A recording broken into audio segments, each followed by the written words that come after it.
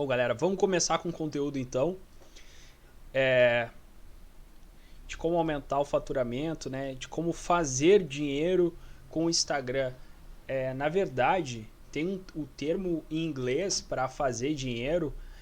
Normalmente a gente fala make money, né? E aqui no Brasil, quando a gente fala em português, a gente fala ganhar dinheiro como se o dinheiro fosse uma coisa que a gente ganhasse daqui a pouco, tirasse de uma árvore ou, né, ganhasse ele como cortesia. Quando a gente está falando de empreender, a gente está falando de fazer dinheiro e não de ganhar ele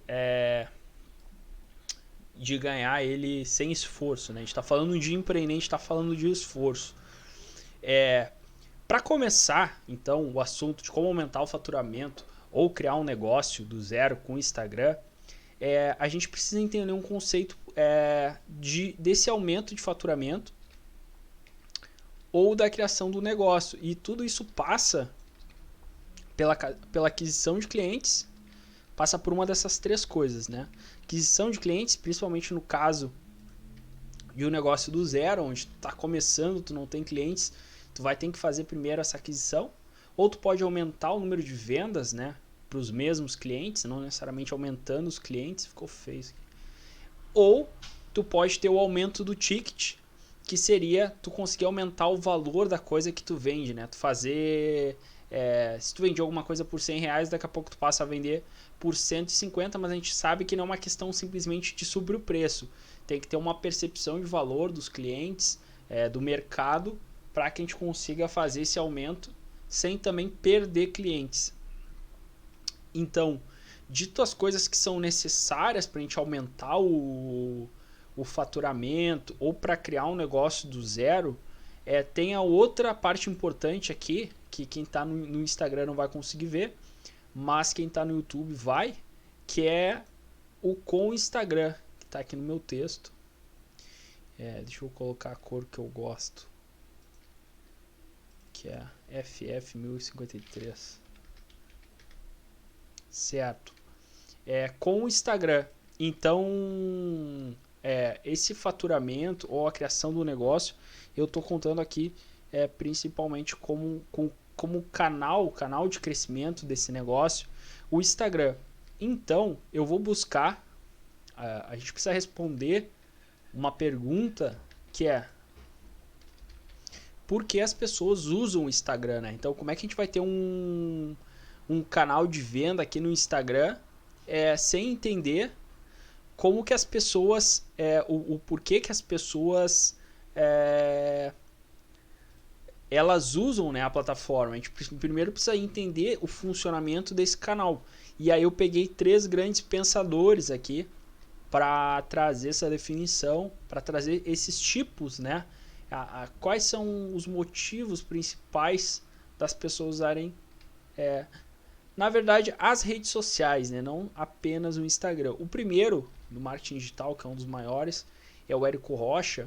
Ele fala que as pessoas entram nas redes sociais para se conectar, para se entreter. Não sei porque que tá ruim essa... E também para se informar. E aqui ele considera a questão do conhecimento, né? Então, conhecimento. Aqui ele fala de entreter, a gente pode pensar em humor, futebol, coisas assim, diversão, né? Coisas que remetem à diversão. E aqui no conectar a gente pode remeter a relacionamento. Relacionamento. Pessoas, né? Se conectar às pessoas que tu conhece, a família. Vou colocar aqui a família também.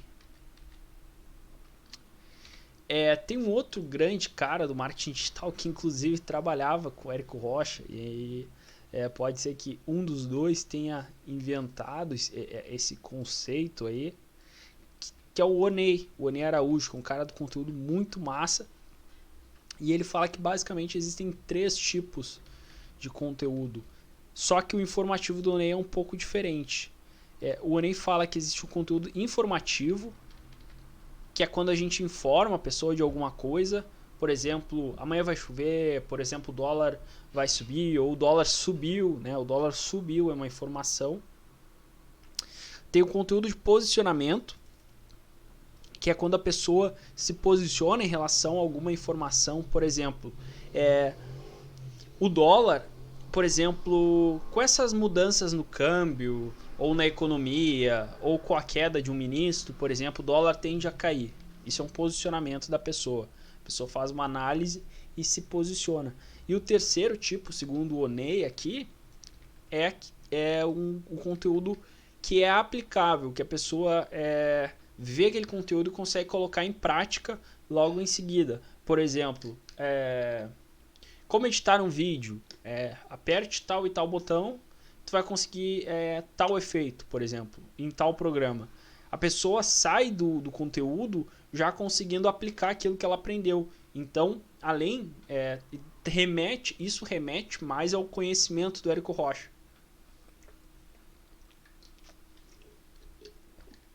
Ou seja, um informativo numa escala mais aprofundada, não apenas numa escala de informação, que o Oney também traz. Então, o informativo do Oney é diferente do informativo do Érico Rocha. O informativo do Érico Rocha tem mais a ver com o aplicável do Oney, assim. E aí eu peguei um terceiro pensador da internet aqui, que é o Matheus Guterres. E aí, cara, o que acontece? Como eu gosto muito do Oney e eu gosto muito do Érico Rocha, eu fiz uma mescla dos conceitos de conteúdo que eles traziam. E aí eu mantive o conectário do Érico Rocha, que não aparece no Oney, que eu acho que é uma questão muito importante, e a gente pode falar disso, né, o tema principal, porque aqui a gente tem um relacionamento com as pessoas que a gente conhece, mas também a gente tem relacionamentos como networking. Então eu acho que tem muito valor. O entretenimento, a gente vai falar depois dele também, que tem também a ver com... Pode ter a ver, embora o Oney e o Érico Rocha eles falam mais de conteúdo de lançamentos, de infoproduto, da venda de infoprodutos, de mentorias. O entretenimento ele pode estar relacionado também a dinheiro, porque tem muita gente que produz assim a sua audiência, desenvolve a sua audiência a partir das redes sociais, a partir do Instagram, e depois consegue faturar, né? Vendendo ingressos, por exemplo, materiais. Então eu vou colocar aqui o entretenimento também como uma forma. Shows, o cara pode faturar fazendo show, né? Em vez de ingresso, materiais, enfim. Vamos supor que assinaturas é muito legal. Vamos supor que tem um canal, que agora tem, eu tenho a tela aqui, eu tenho a câmera que está no YouTube e eu tenho aqui do celular do Instagram. E aí às vezes eu não sei para onde olhar. Mas a gente está falando aqui de assinaturas como, por exemplo, tu fazer um canal que fala de alguma coisa e posta no Instagram vídeos, e depois disso tu pode levar para uma assinatura paga, né, que daí tu vai ter conteúdos exclusivos, diferentes dos conteúdos gratuitos. E a gente vai falar disso depois, como uma forma de aumentar faturamento e de ganhar cliente, de aumentar clientes, né, aumentar a base de clientes. A gente vai falar disso. Então, depois do entreter, o informar, aqui eu fiz uma mescla mais complexa, que foi, quem está chegando no Instagram, a gente, aqui no YouTube tem um quadro onde dá para assistir. Sansei Jorginho aí, seja bem-vindo. Tô no YouTube também, que tem um quadro aqui, que é onde mais ou menos eu tô fazendo as referências das partes escritas aqui. E aí o informar, como eu tava falando, eu mesclei com o posicionamento. Por quê? Porque eu acho que as pessoas entram nas redes sociais para se informar, mas eventualmente elas consomem o posicionamento de pessoas que são referências para elas. Então ela vai entrar na rede social para ver o que algum expert X ou alguém que ela admira ou que ela tem como referência acha de tal acontecimento. Então ela vai se informar na rede social também a partir dos posicionamentos dos produtores de conteúdo, né, dos criadores de conteúdo, que aqui nesse caso a gente está pensando a gente, né, como criador de conteúdo, como marca, e as pessoas como audiência. E aí por último eu coloquei aprender, né, que seria o educativo, assim, né, as pessoas entram para aprender conteúdo educativo de todos N formas. De N formas. Pode ser Esse conteúdo que a gente está produzindo aqui, por exemplo, seria educativo, porque eu estou ensinando como aumentar o faturamento ou como criar um negócio do zero com o Instagram. Então é educativo, né? Eu gero valor a partir disso. Eu não tô me posicionando aqui sobre acontecimentos, eu não estou trazendo, de certa forma estou trazendo informação, mas não estou trazendo a informação numa perspectiva mais de análise, e nem estou entretendo, nem estou produzindo só conexão aqui. Então é educativo. Dito isso, tem a questão da teoria do jardim. O que é a teoria do jardim? A teoria do jardim é aquela que a gente usava muito como frase do Orkut, que era cuide do seu jardim, quem cuida do jardim, as borboletas sempre voltam. Sempre voltam. Como é que é? Borboletas sempre voltam. Tem uma música do Vitor e Léo que fala uma coisa, fala da teoria. Mas aquela ideia que a gente tem de que tu não deve sair caçando, tu não deve sair atrás das borboletas, né? Mas que tu cuidando do teu jardim, bem, dando atenção para ele, a tendência é que ele atrai as borboletas, e não só atrai algumas borboletas, como se as borboletas falassem para as outras também, né? Indicassem e trouxessem outras borboletas. Se a gente for pensar na perspectiva de audiência, é assim, quando tu cria um conteúdo que é bom, uma pessoa que vem e percebe valor no teu conteúdo, quando tu gera valor para ela tende a indicar, né, o teu perfil para outras pessoas e trazer mais gente para o teu perfil. Então, cuidar do jardim em vez de caçar as borboletas. Ou seja, recepcionar as borboletas e suas amigas. Indicação, né? Então a indicação das borboletas que vierem gostaram, elas vão indicar outras, e aí essas outras vão ter valor também no jardim que tu está cuidando. Dito isso, eu tenho um vício de falar dito isso, mas beleza. Do que é o teu jardim, então, quando a gente está falando de perfil no Instagram? Do que é esse teu jardim? Opa! Quando a gente está falando do que é o teu jardim, a gente está falando de nicho, escolha de nicho. De escolher o teu nicho. Tá, Mati, mas o que é esse tal desse nicho aí? O nicho ele é basicamente uma parte do mercado. Uma parte de mercado, a gente pode dizer assim. Por exemplo, cerveja. Cerveja é do setor de bebidas. Cerveja sem álcool. Cerveja sem álcool é um nicho, né? Porque é uma cerveja específica, uma parte do mercado das pessoas que gostam de cerveja, mas de cerveja sem álcool. Então, eu tracei aqui 5 passos para te escolher o nicho. Eu tenho um vídeo sobre que eu falo de 3. Aqui eu sofistiquei o processo, então quem está presente aqui vai ser beneficiado com isso. Primeiro, liste infinitamente temas que tu gosta. Eu vou tirar os outros aqui. Infinitamente temas que tu gosta.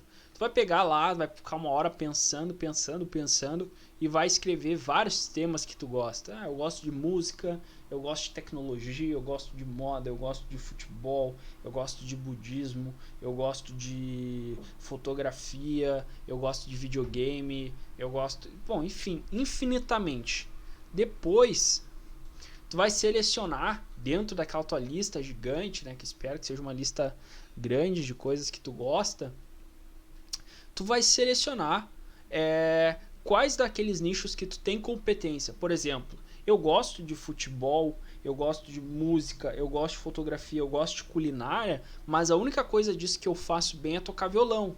Então, música, né? A única coisa que eu entendo melhor, que eu tenho mais competência, é música. Então, eu vou selecionar música. Se for mais de um, melhor. Música e desenho, por exemplo. Eu botei lá cerveja, futebol, culinária, várias coisas, mas o que eu sou bom é com violão e desenhar. Então, música e desenho. Aí, tu vai filtrar das que tu tem competência o que tem mercado. Então, por exemplo, assim, eu toco bem violão, né, cara? Eu entendo bastante de música e tal. Será que tem outras pessoas que gostam de tocar violão? Será que tem outras pessoas que querem aprender a tocar violão, que gostam de ouvir violão, que se interessam por músicas do violão? Entendeu? Tem mercado. Como a gente vai monetizar é outra história, mas existe mercado, existe interesse, né? Existem pessoas que gostam daquilo e talvez estejam já dispostas a desembolsar. Tu filtrou, né, as que tem mercado, que tu tinha competência de coisas que tu gostava. Aí eu te trago uma coisa, analisa as tendências de mercado. Como, por exemplo, analisa o que está vindo aí. O violão está em alta, as músicas de violão continuam em alta, tem cada vez mais gente, ou daqui a pouco está muito saturado. Por exemplo, uma coisa que aconteceu comigo, um nicho do Instagram, eu achava que era uma super tendência quando eu comecei a produzir conteúdo específico no Instagram, e eu vi que hoje tem muita gente produzindo, né, conteúdo sobre Instagram. Aí tem uma outra questão, que é o seguinte, que eu coloquei aqui, concorrência. Concorrência é boa?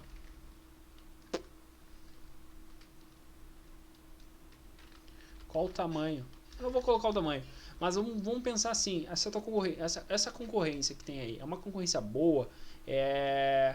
A concorrência favorece o mercado? Favorece. Essa concorrência favorece o mercado, quer dizer, está produzindo, está ajudando as pessoas?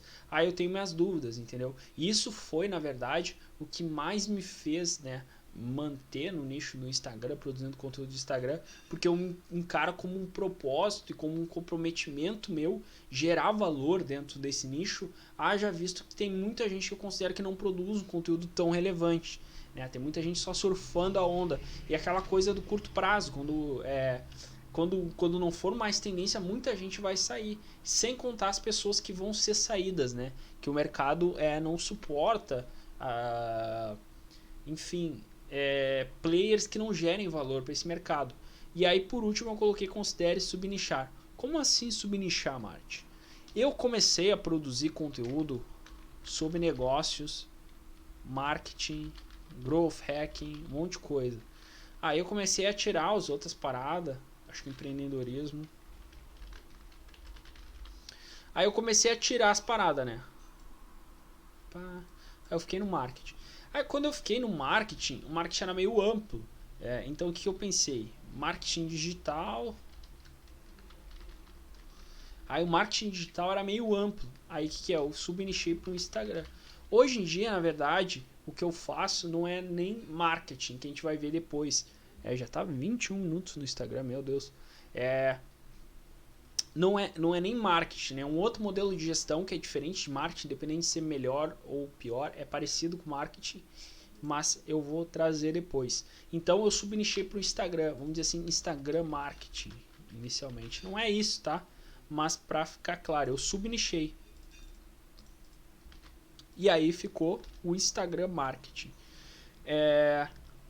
Depois de subnichar, eu trouxe uma frase assim, de ser uma referência do teu nicho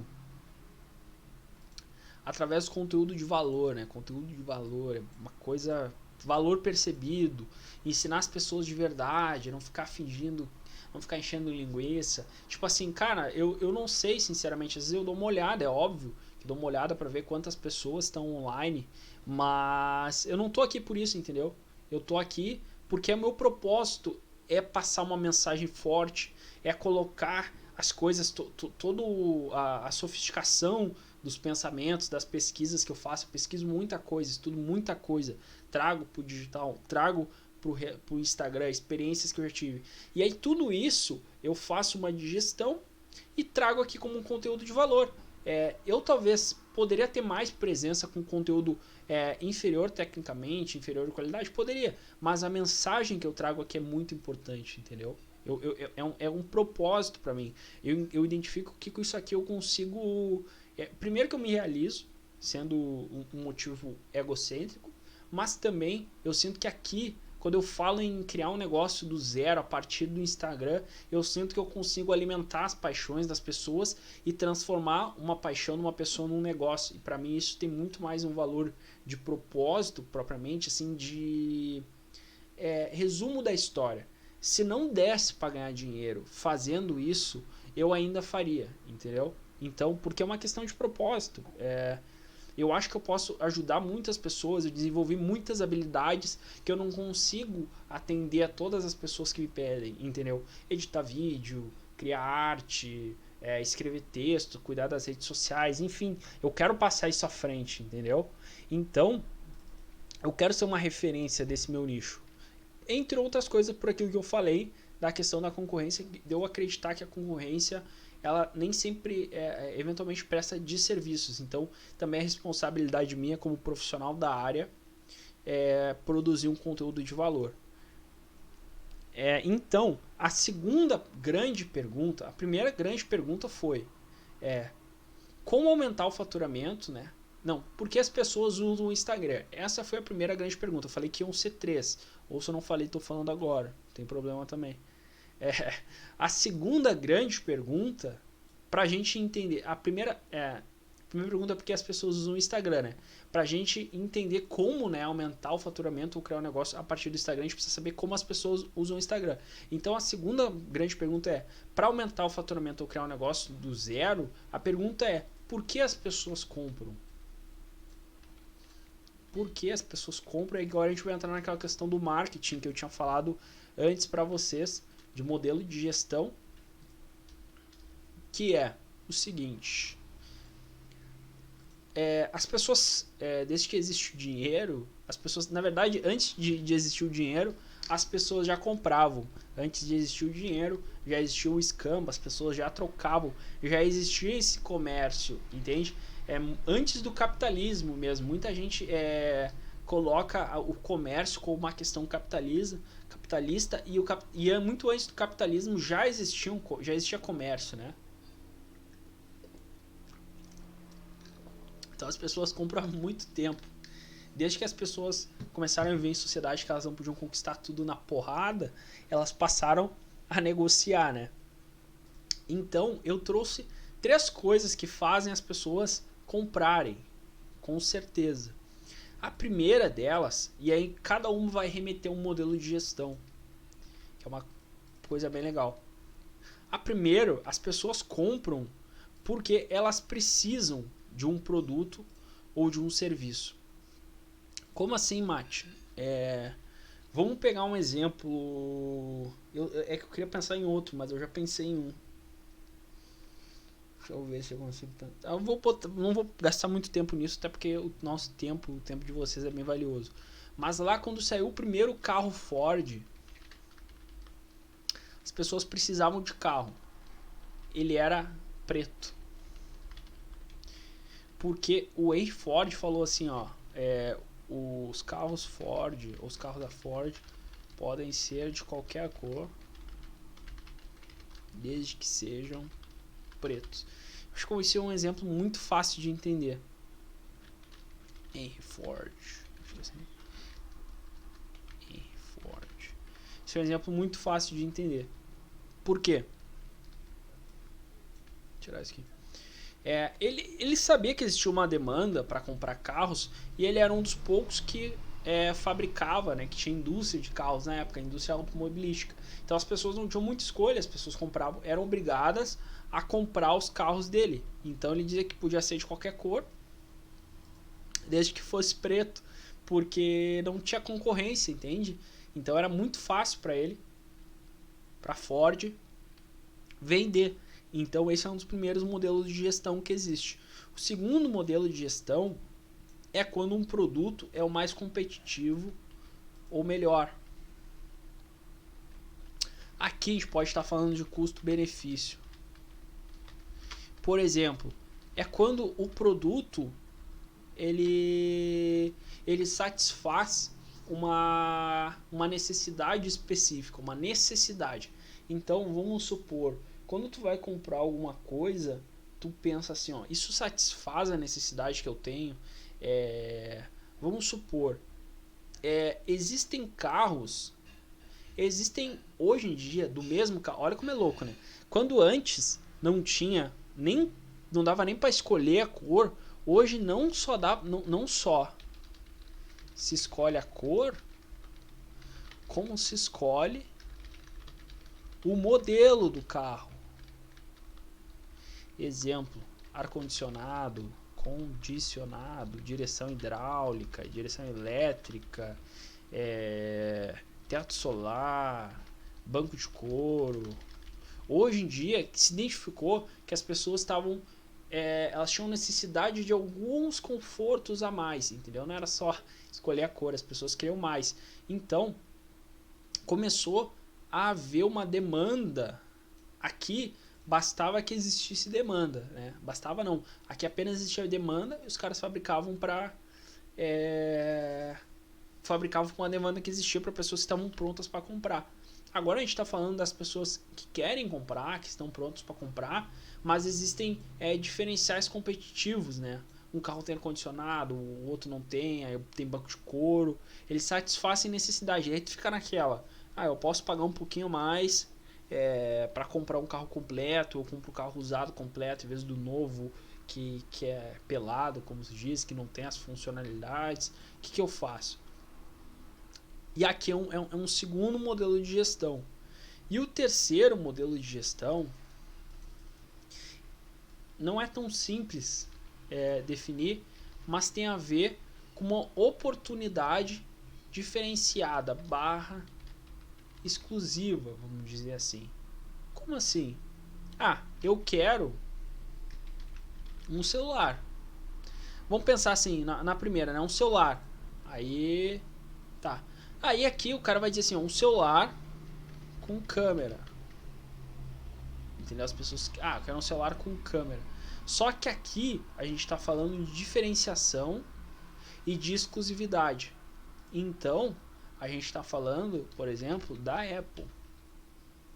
Eu quero comprar um carro preto completo da BMW,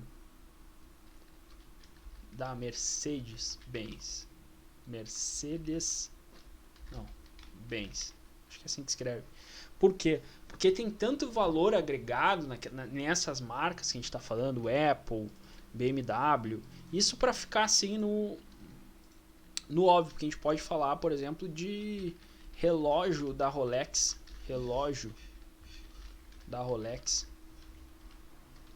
Que custa mais de 20 pau, né? Nem sei quanto custa um Rolex, nunca soube. E talvez nunca vá.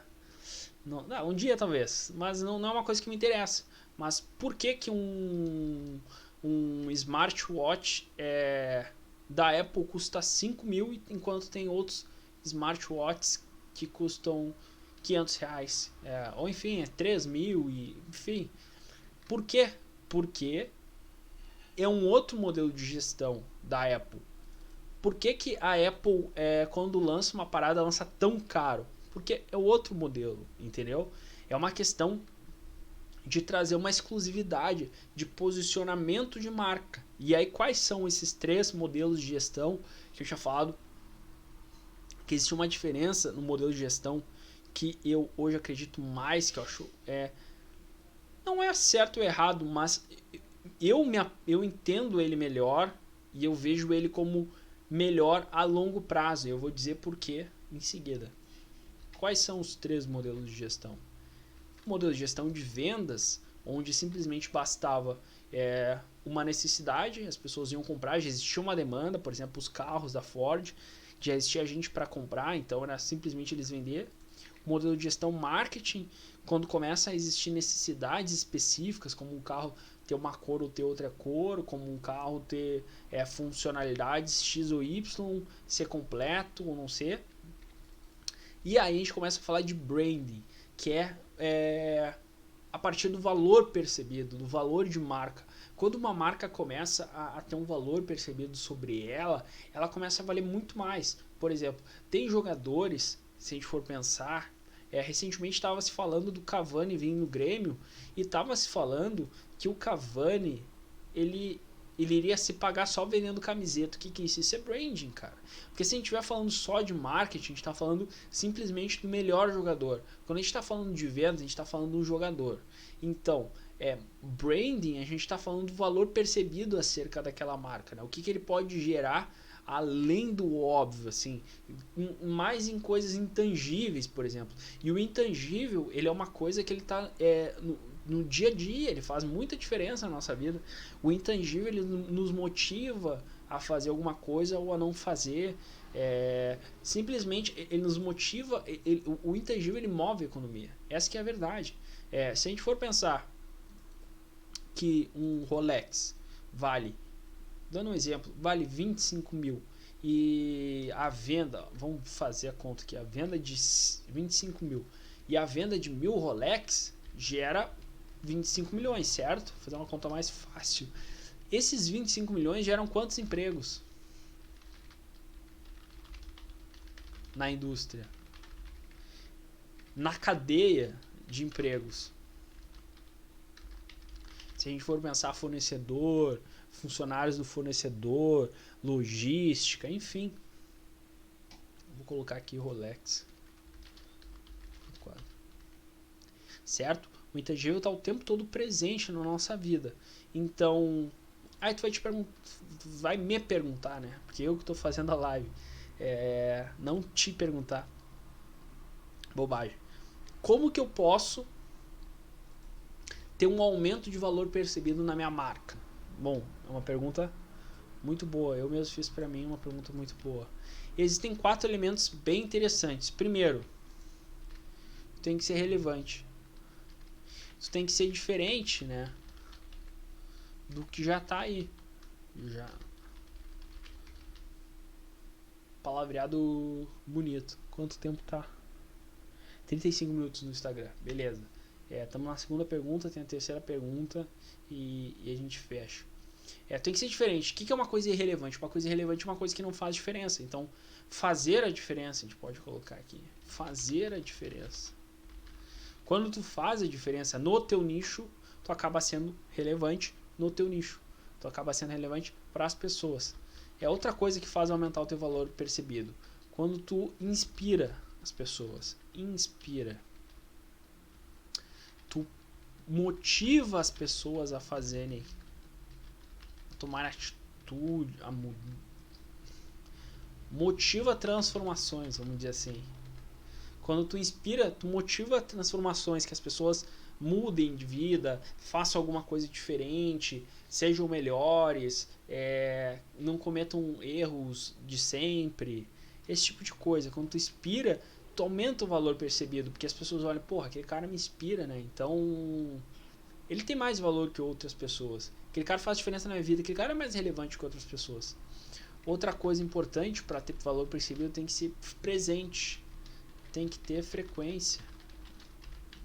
Tem que estar aqui, não pode ser relevante de vez em quando, só quando quer. Expirar uma vez por ano e sumir. Quanto mais presente na verdade, mais valor percebido tu tem. Então é uma coisa que vai se acumulando assim na tua consistência. Quanto mais consistência tu tiver, mais foda é. E a longo prazo, essa presença, simples presença, vai tornar o valor percebido. Quem não conhece aquele... Tem lugares que a gente vai, assim, grupos que a gente participa, que existem pessoas que a gente olha assim, porra, o cara tá sempre, mano, todos os eventos que tem o cara tá, e aquilo aumenta o valor percebido. Mesmo que eventualmente ele seja às vezes menos relevante, ou inspire menos que outra pessoa que vai de vez em quando, o fato do cara tá sempre lá faz ele uma pessoa com, não digo um alto valor percebido, mas aumenta o valor que se tem sobre ele. Me acostumando a tomar água para quando eu começar a fazer palestra. E aí o quarto ponto é ter propriedade. Qual propriedade, Mate? Propriedade é sobre elementos, como por exemplo cor, linguagem, comportamento, enfim, cara, eu gosto muito do rosa. No Instagram não aparece, no YouTube, deixa eu ver aqui, eu vou colocar a tela completa só pra vocês verem que massa. Aqui é uma luz que eu uso que deixa a parede rosa, fica bem massa. Agora olhando para a câmera, aqui fica bem massa. Então eu me apropriei do rosa e do preto, né, que são cores que eu gosto muito. Isso acaba aumentando o valor percebido. A forma, ter bigode, não ter bigode, ter um corte de cabelo, ter um estilo, né, ter coisas legais. Não adianta tu ter propriedade sobre coisas banais assim, mas tu te apropriar sobre, por exemplo, sobre assuntos. Quando eu tô num lugar, as pessoas estão falando de Instagram, as pessoas olham pra mim assim, tipo, bah, é assim mesmo que funciona, bah, é assim mesmo que eu faço. E às vezes pessoas que de forma inconsciente até eventualmente tem mais autoridade no Instagram, mais resultados, vamos dizer, em matéria de like, matéria de seguidores, que a gente sabe que não é só o que vale. Mas eu sou uma autoridade porque eu me apropriei do Instagram como um assunto que eu domino. E não à toa, eu estudo, eu testo, eu gasto dinheiro, eu compro diversos cursos, né, eu pago para estar em comunidades que me geram valor. Enfim, então através desses quatro elementos que fazem ter mais valor percebido, a gente tem uma equação simples que é nicho mais valor percebido no nicho, né, igual uma marca de valor. E aí essa marca ela pode ser pessoal, pode ser de negócio, ou porque pode ser um influencer, pode ser uma loja, pode ser um prestador de serviço, como um torneiro mecânico, um eletricista que faz diferente, ou que faz rápido. Olha como é louco. Também é uma característica. Se tem eu trabalhei, a gente lançou um delivery recentemente de bebida, e um dos diferenciais competitivos que a gente percebia era a velocidade de entrega. Às vezes não necessariamente tu tem a melhor comida, mas tu é o cara que entrega mais rápido, as pessoas te percebem com valor, sabe que pede, chega rápido. Então as pessoas valorizam isso, aumenta o valor delas percebido. E eventualmente elas pagam mais, porque mesmo tua comida não sendo às vezes superior a outras, não sendo uma comida totalmente diferenciada, como tem um valor percebido a mais, tu consegue cobrar mais por isso. Vou dar um outro exemplo para tornar esse intangente ainda mais palpável, assim, quando a gente fala de locais, né? Tipo, por que no mesmo show um ingresso é R$ 200, que já é um absurdo, e um ingresso é R$ 3.000, tá ligado? 200 para 3.000, velho, é mais de 10 vezes diferença. Um ingresso. Ele tem essa diferença pelo local que tá, entendeu? Então, pelo valor percebido de estar mais perto do artista, faz com que as pessoas aceitem pagar muito mais. Quanto tempo temos aqui no Instagram? 41 minutos. Beleza. Quando vê, eu termino aqui uma live, eu termino a live do Instagram, abro outra, né? E porque agora eu tô mais consciente, eu tô vendo o reloginho aqui, tá mais fácil para mim também. E aí eu abro outro, não tem problema, a gente passa de 1 hora também, porque não vamos se prender a isso. O conteúdo e a transformação é muito mais importante.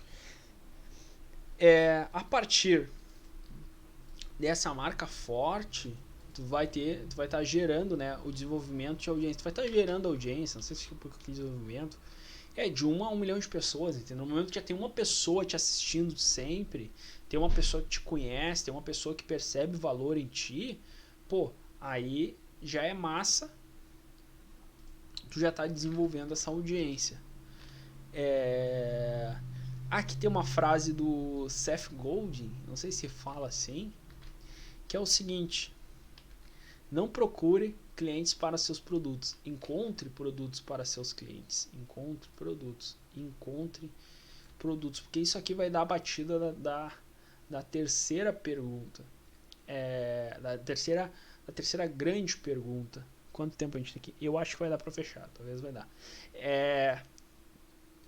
Que é o que? A gente precisa A gente até agora falou em como construir essa marca forte no Instagram, o que a gente precisa para fazer essa marca forte. Quais são as vantagens de ter essa marca forte no Instagram?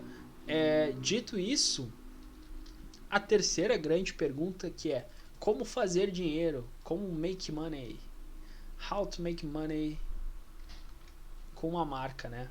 Então a gente falou até agora em desenvolver essa marca, em fazê-la ela ter mais valor percebido. Agora a gente vai falar de como fazer mais dinheiro de verdade com essa marca.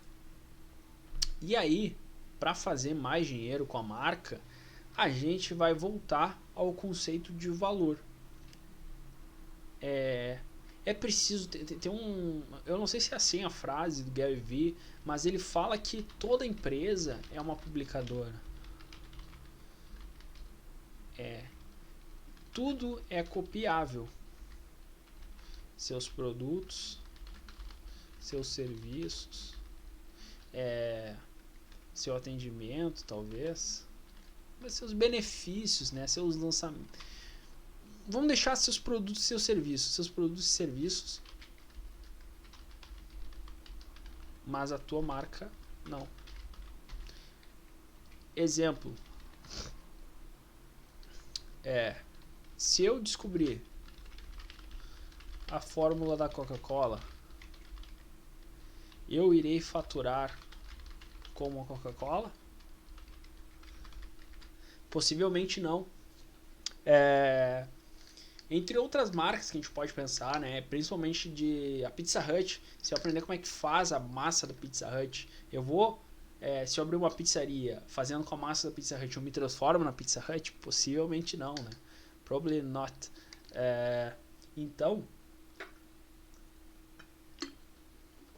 a marca não é uma coisa copiável. E no longo prazo, a marca vence.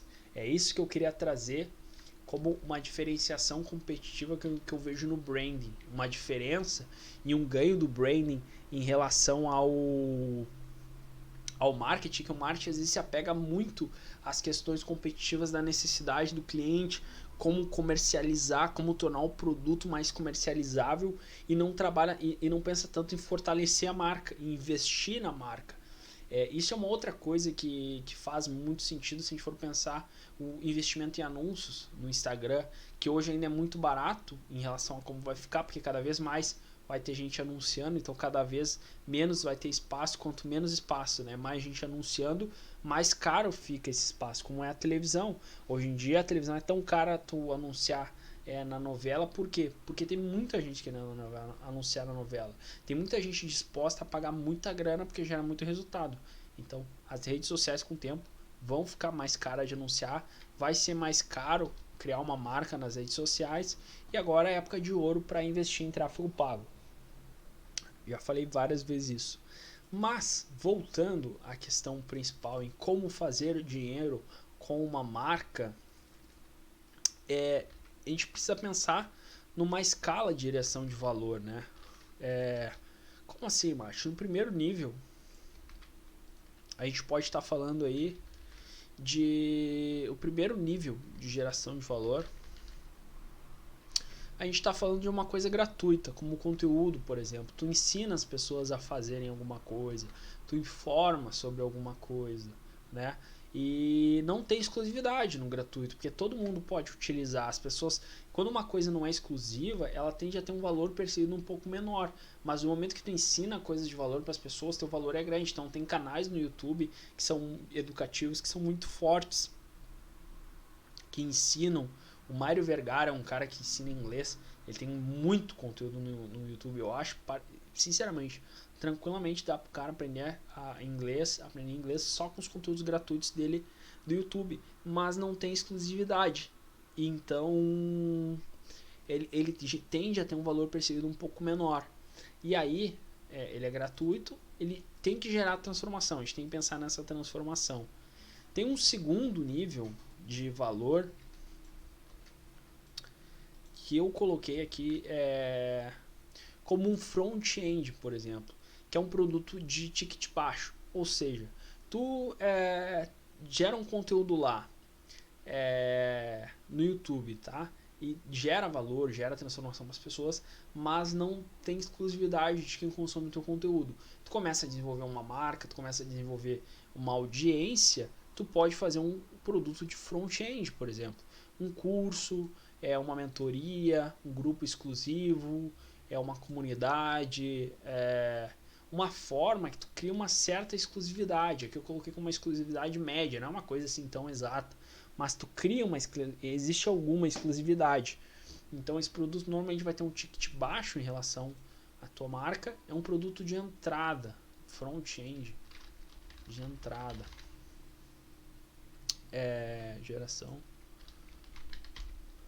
né? Quando tu cria um produto,